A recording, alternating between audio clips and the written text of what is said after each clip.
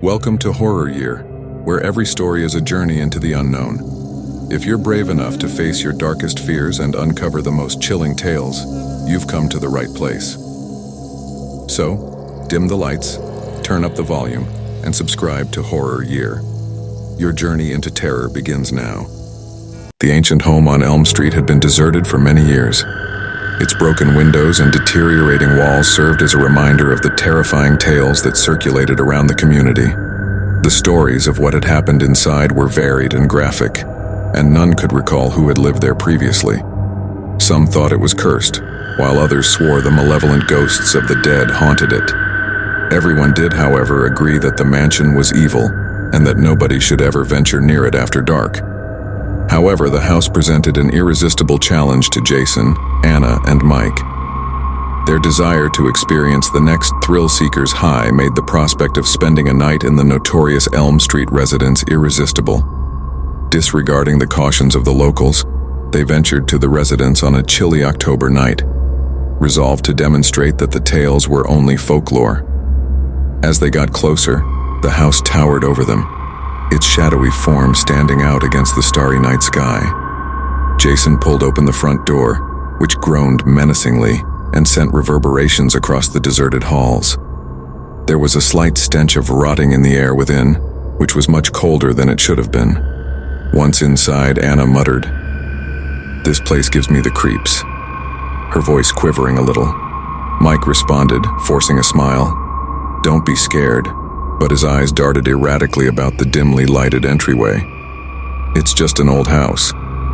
As always, Jason showed the group the way deeper inside the house. With their flashlights creating lengthy shadows on the dusty floors and peeling wallpaper, they proceeded room by room as they looked about. The interior of the home appeared larger, with its hallways winding and turning in strange directions. They were increasingly lost the farther they traveled, feeling as though the house was moving all around them. The temperature dropped more as the night went on, and an overpowering sensation of dread filled the air. The mounting uneasiness was exacerbated by the creaking floors, the rustling of the wind through the broken windows, and the distant sound of what sounded like whispers. "This place feels like a maze," Anna murmured, barely raising her voice to a whisper. "We should go back." Reluctantly, Jason nodded his agreement. "Yes, let's leave now. This is no longer enjoyable." But as they started to walk away, they came to the horrifying realization that there was no turning around. The hallway they had entered had disappeared, to be replaced by an equally lengthy, dimly lit corridor.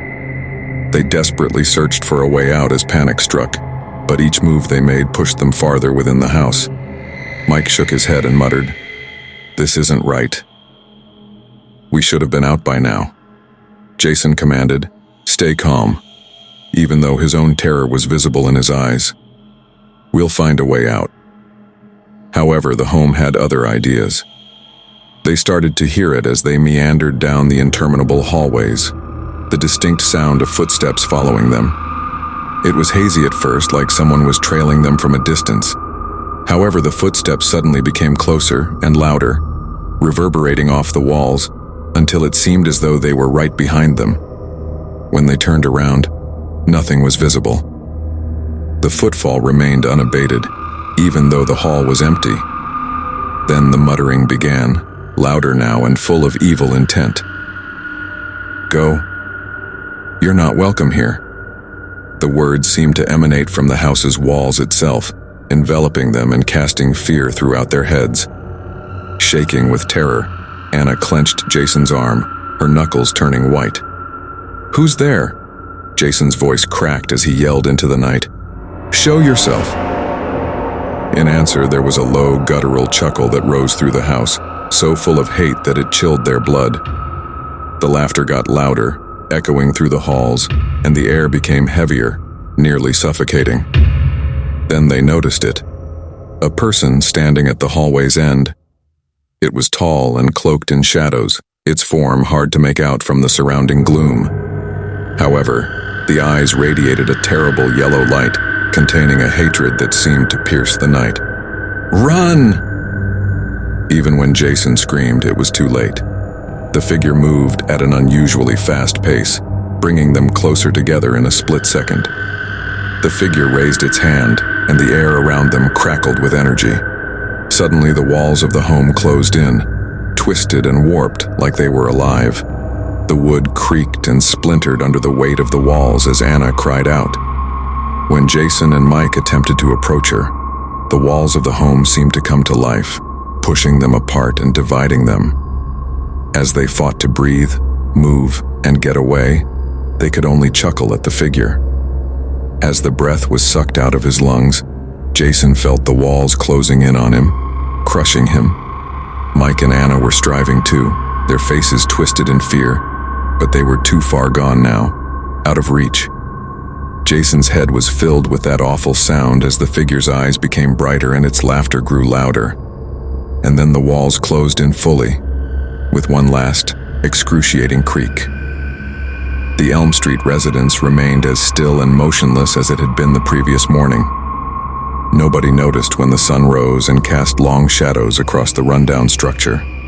The whispers in the wind and the faint echo of screaming went unheard. Like so many others before them, the mansion had claimed them.